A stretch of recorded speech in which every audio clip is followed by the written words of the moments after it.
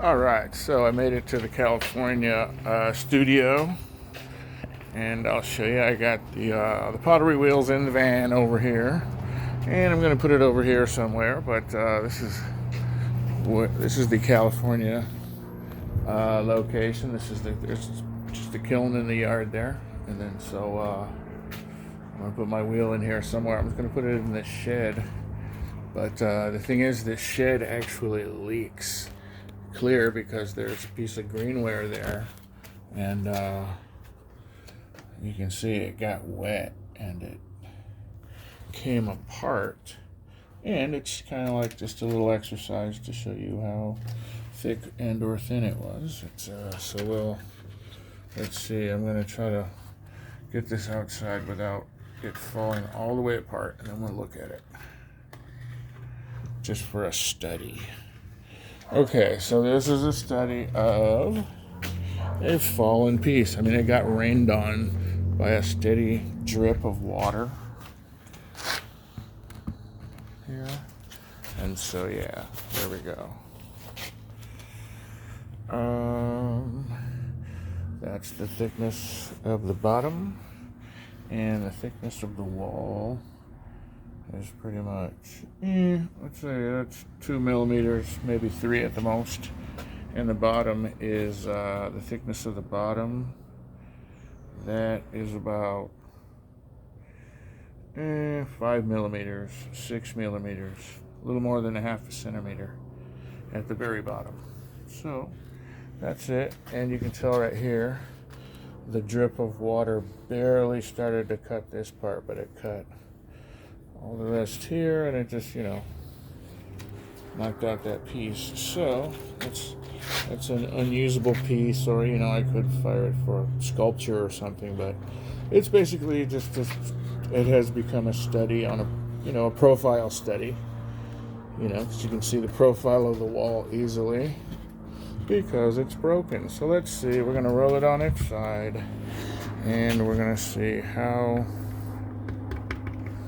it looks when it comes apart. There you go. This fell apart, and so down around the bottom, it's thicker because that's where that's where it has the little wear and tear. And the same thing with the lip. It's just the lip isn't. It should be.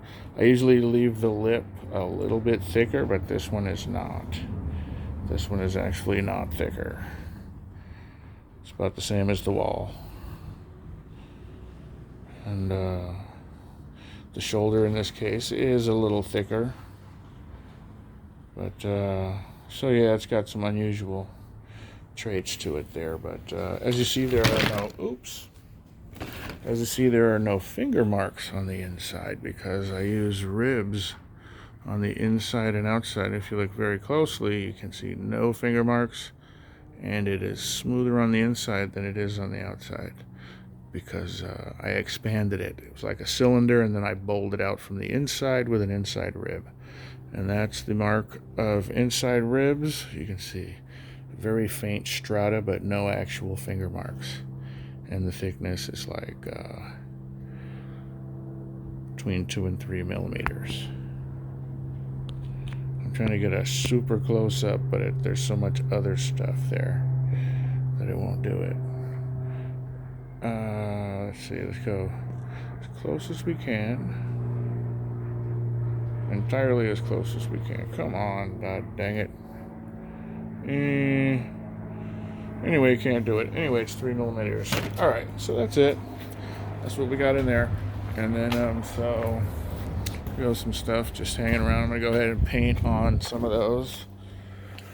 And so this is it. I got to get, we just know for sure that it leaks in here. It leaks right from right there, the front right of the door. Right there. So we can deal with that. And so here we go. I'm going to take this cabinet out of here. I don't know what they're trying to do with it. I think they're trying to get rid of it, but it's falling apart, like it's getting wet and shit. It's been in the weather for a long time, so it's not, it's getting worth less and less rapidly. So anyway,